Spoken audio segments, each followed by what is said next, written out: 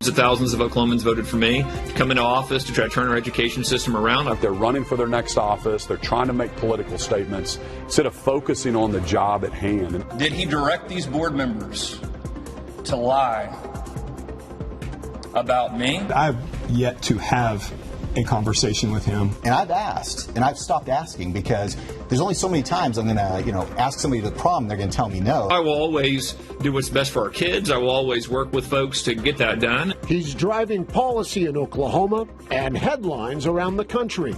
But what is driving the state superintendent, and how much conflict is needed to affect the kind of change he wants?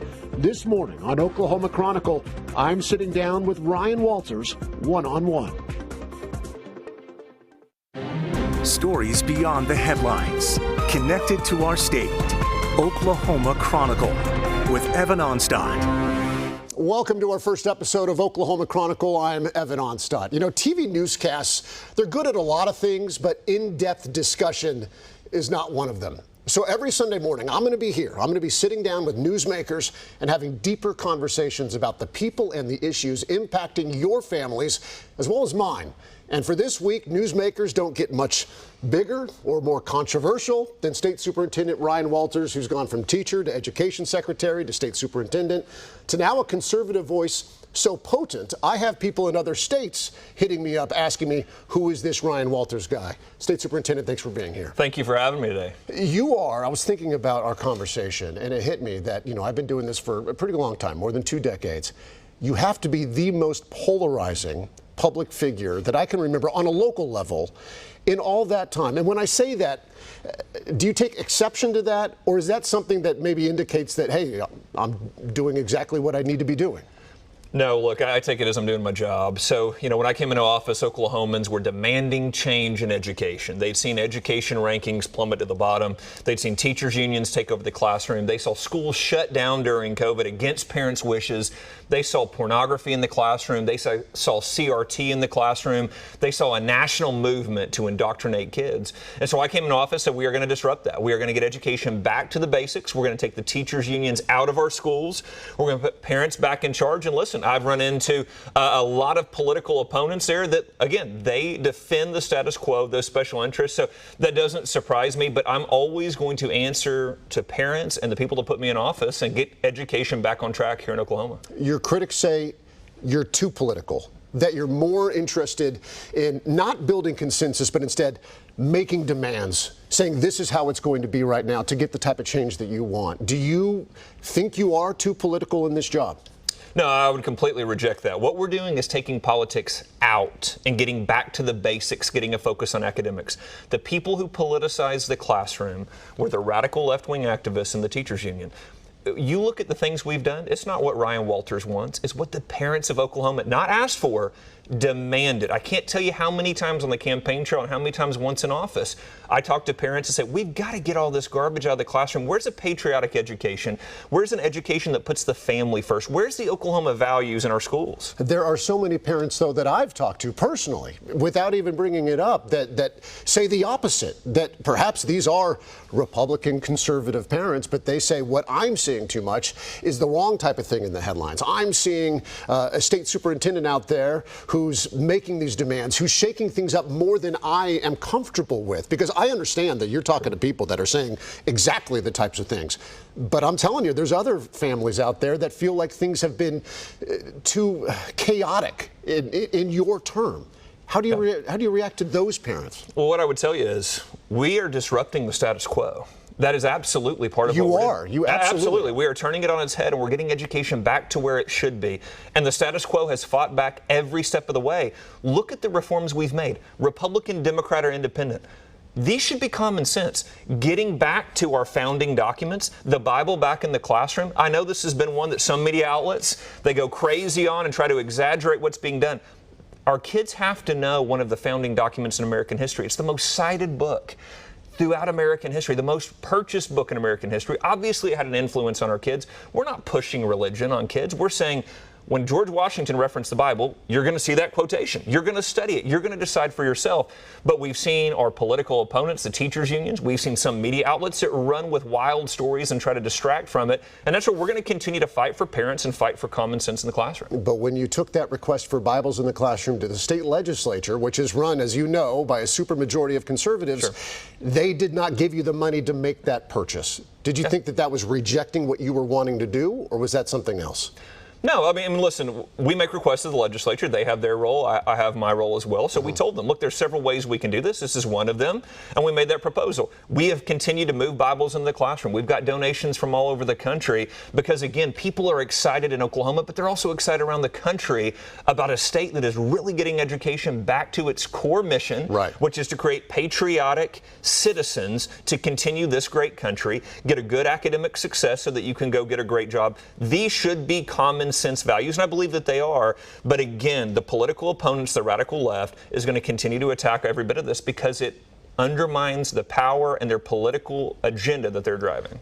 You know, it's interesting because obviously you see yourself as a change agent. You are here maybe to crack some eggs, you know, if that means making the omelet sort of thing, you know. But I also know that there's people, you know, that say that, you know, for example, the free school lunches. Sure. Everybody would love to see kids have free school lunches. Your critics say, listen, if Ryan Walters really wanted free school lunches, then he should have started a while ago. He should have brought in the legislature. We should have built this consensus. Instead, you come out one day and you say, there will be free school lunches, and if not, I'm going to take away your accreditation. And that's not the way. That's a headline. That's not impacting change, the type of change that you say that you really want to do. Hey, listen, these are the same critiques on President Trump, right? Hey, take your time, wait 4 years and do this. Parents are tired of waiting 2, 3, 4, 5 years. The reality is the legislature has allocated record amounts of funding for our schools. It's great, right? The money is there. It's time for schools to prioritize students, and that's what we've said. We've said we'll work with every school to develop this plan. More than 350 schools have done this. We can get there. You have a record amount of funding. We have a record amount of administrative growth. I have a real hard time finding the people who say, yes, we want a lot more school administrators, we want a lot more bureaucrats. What they tell me is, yeah, our great teachers, we want to make sure they're paid more. Absolutely, we can agree on that. Absolutely, we want to make sure resources are getting to kids, whether that's academically or their food. The reality is, we're here to defend the taxpayers. They have put a record amount of funding into our schools. It's time the schools prioritize appropriately so the kids have what they need. Of course, the administrators, they push back on that. I don't want to get into litigation, but they say that, you know, they cap their spending. You know, by state law, they have to cap their spending on administration, that they don't come anywhere near that cap. I want to move on because I did want to ask you really quick about the anti-woke test, of course, that's gone out there through PragerU. I took the test. I passed it. Excellent. I then took the test again. I intentionally answered every question wrong, and I still passed it. No. Well, eventually, it's just to let you know, it's a multiple choice question, and it won't let you move on to the next one until you give it the proper answer, the answer it's looking for. And so at the end, in that way, you still get an email at the end of the day saying, congratulations, you passed the test. Is anybody tracking the results on these? And the teachers, are they saying, oh, this person answered 20 questions wrong? Yeah. So look, we've already had over 20,000 people taking that test. So again, we've got a record amounts. We've never seen more interest in teaching in a state than there is in teaching in Oklahoma right now. A lot of those people are just people wanting to take the test and see what's on it as well. I don't doubt there's a bunch of clowns that are out there taking the test and messing with it. Well, I'm one of them, all right? I'm the clown. But 20,000 people have said, what is going on in Oklahoma? We want to take this test. It's a teacher certification test. We now have 20,000 people that we're emailing going, here's the next step. Let's take a look at your resume. Let's get you in the state. Here's our job openings. So that test actually is leading to a next step. It's going to be a record teacher recruitment. It's not just a thing. It's not just a... We now have 20,000 individuals from across the country who sat for a test on American civics, on the basics of biology, about teaching in an Oklahoma classroom. So we are reaching out to those individuals going, let's look at your teaching certificate. Let's see if we can get you in the state. So it's a record teacher recruitment, and the goal of the test has always been very clear. We're very transparent. Are you going to come in and teach Oklahoma standards, or are you going to bring in these left-wing woke nonsense? I mean, Gavin Newsom, it's absolutely crazy what they're doing in California. We just got a report today, Washington State telling pre-K and kindergarten teachers you have to teach there's 27 genders. This is absurd. The people of Oklahoma reject it. We want academics in the classroom. So listen, we've had record teacher recruitment with our signing bonus. We do merit pay. You can make up to $100,000 a year and be a teacher in Oklahoma. We've had record success bringing teachers in with this. But what we will not allow are teachers with left-wing agendas to come into our classroom and say, actually, we're here to create social justice warriors, not highly academic students. I am encouraged to hear that record enrollment, that record interest. We have asked for, comparative numbers from your office. Sure. Haven't received it yet. I just wanted to point that out. But, a record enrollment and all that stuff would be fantastic for teachers. My last question before we let you go here, what's next for you? And when do you make that call? Obviously, your name has been thrown around for governor. Your name recognition in the state of Oklahoma is off the charts, especially compared to other candidates for statewide office. When do you make a decision on what's next? Well, look, I mean, it's a tremendous compliment. I see people all the time ask me, telling me they want me to run. They want an America First candidate in this race, and they don't see one.